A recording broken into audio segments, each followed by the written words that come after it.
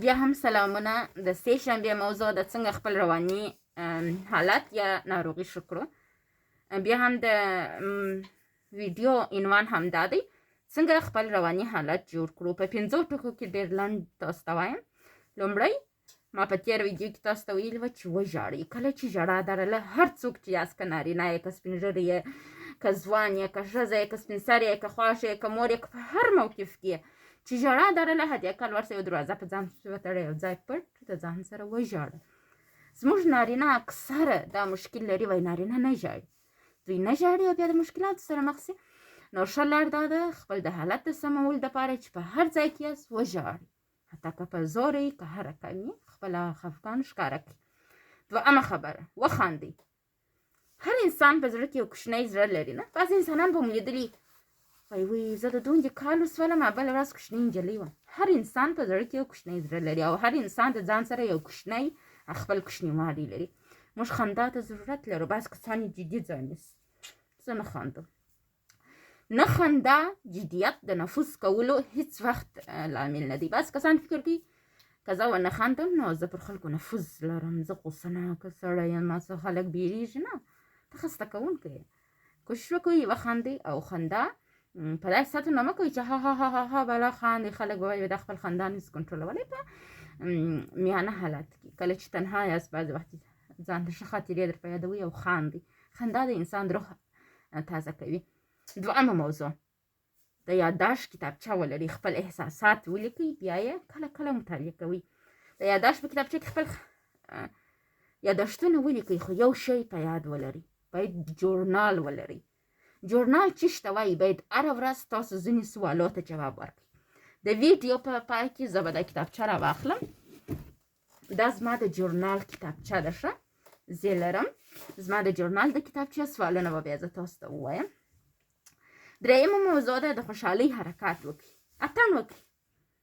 نفس چې تنګ سو، بدې خاطرې در په یاد سول یا بد ژوند در په یاد سو، بده حادثه وسول، خیر دې دروازه وتړه شه، مست اتڼ وکړه. دی څه ستا حالت ستا. کله چې رواني ناروغان موږ په شفاخانه کې بستر کوو، دغسې غزل او تپلیک او داسې اتڼ کوي، پورته پورته غورځي. هغه طبیعت یې سم، ستا خپل طبیعت سم. ځان دې ته مه اړباسه چې ولاړ سې په شفاخانه کې بستر سې. څلورمه موضوع ده، د یا ویلو څخه مه شرمېږئ. زموږ خلک چې یو څوک ورته راسي وایي دا کومک راسره وکړه، په وس یې نه یې پوره وایي سمه ده. یو نفر درځي وایي زه نن پر 2 بجې سیس کور ته درځم. 3 بجې د ده د خوب وخت وایي سمه ده راسه، بس راکښېني. بیا نو هغه شی چې مو په واک کې او توانایي ولرئ هغه ته ووایاست. هغه څه چې نسئ کولی ووایه یا نه یې سم کولی. پر ځان باندې بې ځایه شیان مه تحمیلوئ. یو شی دې په وس چې نه دې پوره، تا نه دی پوره، دا کار نه سم کولی، دا وخت کې وخت نه لرم، ستا سره خبرې نه سم کولی، وبخښه دا زما خوی خواست دی، نه سم کولی. نه. 5مه موضوع ده، خپل خوبونه، هیلې، ارزونه، هر څه چې په زړه کې لرئ کتابچه ولرئ او همیشه خپل ماښام خپل د ورځې حالات لیکئ. اوس به ناراسو، دا زما د جورنال کتابچه ده او د دې جورنال ټوله سوالونه ما خپله ځان ته لیکلي دي.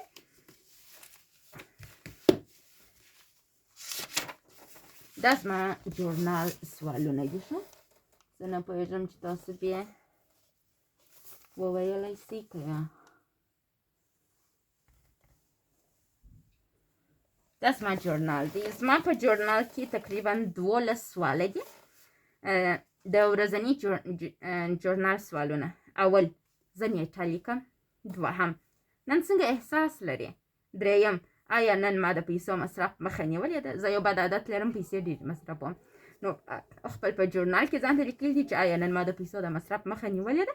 نن خو به د باندې نه یم وتلې، نه کې د چکر دپاره پیسې خو به مې نه یم مصرف کړي. 4م سوال، آیا ما نن دوا خوړلې ده. زه 10 کاله کېږي مسلسل دوا خورم، هغه هم د اعصابو دوا. نو د ځان څخه هر ماښام دا سوال کوم چې آیا ما دوا خوړلې ده که یا. 5مه موضوع، نن هوا څنګه ده. شاور دې کړی دی. زه د اوبو سره ډېر نفرت لرم، بعضې وخت نه لمبېږم، خو رواني ناجوړي لرم، طبیعي خبره ده. ما د اوبو سره بد راځي، خو دا چې ما دلته سوال کړی دی دا ما مجبوره کوي چې زه بیا ژر ژر ولمبېږم، ځکه چې زما په جورنال کې دا سوال شته.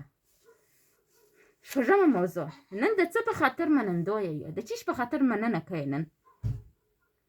په په دې خاطر چې خدای ستا په ژوند کې ښه نصرتونه راوستلی شي، په دې خاطر چې خدای د استعداد درکړی دی، په دې خاطر چې نن دې یو کامیابي ترلاسه کړه، په دې خاطر چې نن دې ښه نمرې یوړې، په دې خاطر چې نن دې ښه دنده پیدا کړل. ډېر شیان دي. اووم، په څه ویاړې، په څه شي باندې نن ویاړې. اتم، سبا کوم کار کوې. نهم، هر سوال چې دې ذهن ته راغلی په هغه ورځ یې ولیکه، خالي دي. لسم، نوټ، چې نن نوټه.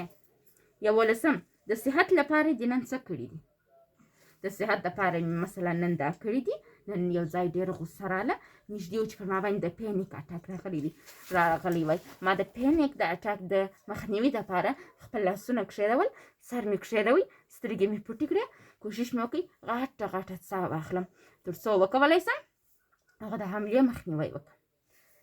12 موضوع ده، آیا نن دې درس، مطالعه او تلاوت کړی دی؟ زه یو مسلمانه نجلۍ یم، زه باید قرآن شریف ووایم، تلاوت وکړم. هر ماښام د ځان څخه دا سوال کوم چې ما تلاوت کړی دی. مطالعه، کوټه کتابونه لرم، باید دا کتابونه زه مطالعه کړم نه. درس، یو مې خپل درس دی، د پوهنتون درس، هغه مې ویلی دی، که یا مطالعه اضافه مې کړې ده، که یا تلاوت مې کړی، که یا دا زما د جورنال سوالونه دي. تاسو هر کس کولی شي ځان ته داسې یو جورنال جوړ کړئ او هغه جورنال سوالو ته جواب وایاست تر څو تاسو یو خوشحاله ژوند ولرئ.